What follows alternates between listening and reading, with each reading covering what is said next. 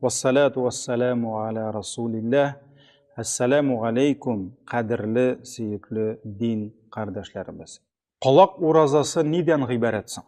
Адам баласы Аллах берген құлақ білән халал, хайырлы, изгі нәрселер генә ишетергә, изгі нәрселер генә тыңларга тиеш. Аллаһы Тәгалә тыңлауны харам кылган, безгә катгый рәвештә тыйган һәм адам баласына файда түгел, зыян китергән нәрсәләрдән сакланырга, ягъни колакларын ураза тоттырырга тиеш. Һәм белсен, адам баласы кыямәт көнендә Аллаһ каршына килеп баскач, ул үзенең үз ихтыяры белән тыңлаган һәрбер харам нәрсәләре турында аннан сорау алыначак. Һәм Аллаһ Тәгалә Кур'ан-ы Кәримдә Исра сүрәсенең 36-нчы аятында нәрсә ди?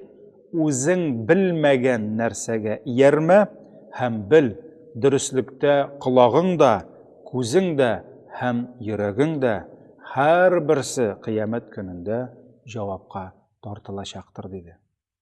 Адам баласының тәнендәге иң мөһим әгъза, әлбәттә, ул йөрәк, күңел. Һәм ул генераль директор кебек әмер бирә безнең кулларыбызга нәрсәдер эшләргә, аякларыбызга, телебезгә һәм башкаларга. Ләкин генераль директор күңелгә мәгълүмат кирәк. Нәрсә ул яхшы, нәрсә ул начар, һәм шушы мәгълүмат безнең тәнебезгә үтеп керә. Нәрсә аша? Безнең күзләр аша, колак аша, безнең тыю аша бу мәгълүмат, информация була. Борын аша, чөнки мәсәлән яман ис булса, ризыктан яман ис килсә, баш миенә сигнал килә, бу яман әйбер, чөнки ул аны истә калдыра, һәм йөрәк әйтә, моны ашама ди. Шулай итеп, адам баласының колагы аша да адамга бик күп мәгълүмат керә. Аллаһ безгә колакны яхшы мәгълүмат кабул итәргә бирде. Без яхшы сүзләр, изге сүзләр ишетергә тиеш. Әгәр дә безнең колагыбызга килеп ирешсә яман сүзләр, ялган, гайбәт, башка кирәкмәгән нәрсәләр, без бу нәрсәдән качарга тиеш. Без колакларыбызны бу нәрсәдән ябарга тиеш. Һәм Аллаһ Тәгалә иман ияләрен Кур'ан-ы Кәримдә сыйфатлый Касас сүрәсенең 55-нче аятында. Нәрсә ди? Әгәр дә иман ияләре, мөэминнәр буш сүз ишетсәләр, алар китеп баралар ди. Әлбәттә, сугышмыйлар, талашмыйлар, алар китеп баралар. Һәм нәрсә дип әйтәләр? Сезгә үз тормышыгыз, үз эшләрегез, безгә үзебезнеке. Сезгә бездән сәлам булсын, ягъни без сезгә зыян теләмибез, ләкин без җаһилләр, адашканнар, әдәпсезләр юлыннан булуны теләмибез дип әйтәләр ди. Бу Касас сүрәсе 55-нче аят. Тел белән колак күп гынахны уртак кылалар һәм гынаханы бүлешәләр. Ни өчен? Гайбәт сөйләсәң дә, ялган сөйләсәң дә, ул гайбәтне, ялганны сөйләгән, ялганны тыңлар өчен нәрсә кирәк? Колак кирәк. Колак кирәк. Әгәр дә гайбәтне тыңларга колак булмаса, гайбәтче гайбәтне сөйләмәс иде. Шуңа күрә Аллаһ Субханаһу ва Тәгалә безгә белдертә. Гайбәт, ялганны сөйләүче белән бергә, шуңа мөкиббән китеп, аны тыңлап йөрүчеләр, алар гынахны бүлешәләр. Маңа мисал буларак минем сөйкле пәйгамбәребез белән булган бер хәлне сөйлисем килә. Бер кеше, Магис исемле була ул, Магис, ул ялгыша, саташа һәм бик зур гынах, зина кыла. Ул заманнарда, белгәнебезчә, әгәр дә гаиләсе булган кеше зина кылса, аңа үлем җәзасы бирелә торган була хәтта. Ул килә Пәйгамбәребез янына һәм әйтә: "Я Расулаллах, мин зур гынах кылдым" ди. "Мин зур гынах кылдым, мин зина кылдым" ди. Сөйкле Пәйгамбәребез аны куып җибәрә. Бу инде берәр акылга җиңелрәк кешедер инде дип, шулай аны куып җибәрә. 4 көн бу кеше сөйкле Пәйгамбәребез каршына килеп баса, елап: "Я Расулаллах, мин зина кылдым, мин зиначы" дип әйтә. Шуннан соң сөйкле Пәйгамбәребез туганнары аша, дуслары аша бу кешенең үз акылындамы юк микәнне белешә һәм чыннан да бу акыллы кеше булып чыга, ягъни акылсыз мәҗнүн булмый, һәм "Ни телисең син миннән, нигә килдең" дип әйтә. Шуннан соң инде бу кеше: "Я Расулаллах, миңа җәза бирүеңне телим" ди. Шуннан соң сөйкле Пәйгамбәребез инде аның бу соравын кабул итеп, аңа җәза бирелә.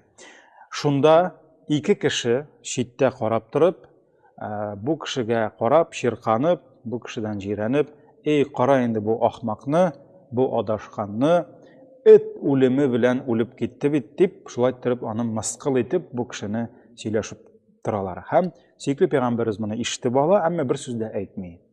Бу хәл үтә, күпмедер вакыттан соң сөйкле пәйгамбәрбез бер ишәк үләксәсен күрә. Һәм кая теге ике кеше ди, анда сөйләшеп торган ди.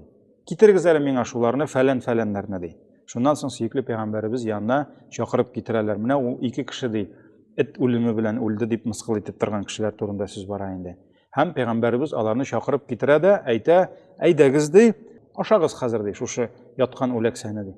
Шуннан булар сәерсенеп калалар. Я Расулалла, ничек инде ди, бу ишәкне ди, исән килеште ашамыйлар бит ди, ул ишәк ите харам санала. Без аның үләксәсен ничек ашыйк инде ди, үләксә җирәнәләр, ягъни. Шуннан соң сөйкле пәйгамбәрбез әйтә, сез ди, үләксә итне ди, ишәк үләксәсен ашарга ширканасыз ди. Үзенең гынахын танып, җәза сорап килгән, шушы гынахасына тәүбә иткән кардәшегез турында эт үлеме белән үлде дип әйтергә җирәнмәдегез ди. Сезнең ул эшегез ди, менә шушы ишәк үләксәсен ашаудан да яман һәм кабахәт эш дип, аларның шушы яман эшләрен күрсәтә. Сезнең ул кардәшегез ди, сез менә шулай эт үлеме белән үлде дигән.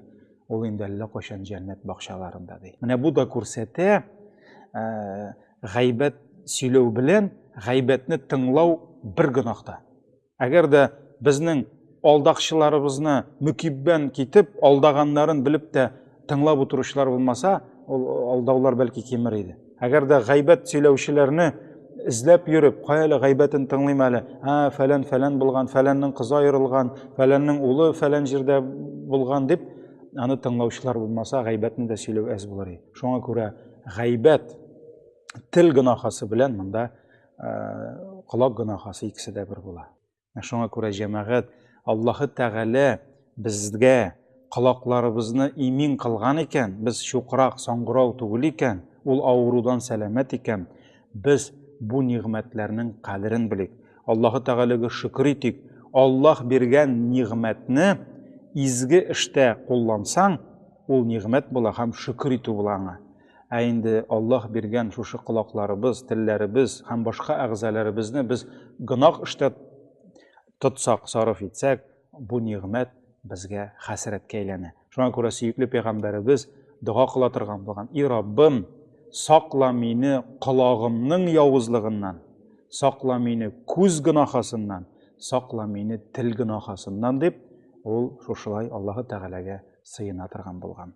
Аллаһ Тәгалә безгә кимчелексез уразалар тотырга, шушы Рамазан айларында да, башка айларда да гынах хаталардан арынып, колакларыбызга Аллаһ риза булган изге нәрсәләр, изге сүзләр генә ишетеп, телләребезгә изге сүзләр генә сөйләп, Аллаһның ризалыгында яшәргә насыйп итсен, исән, имин булып.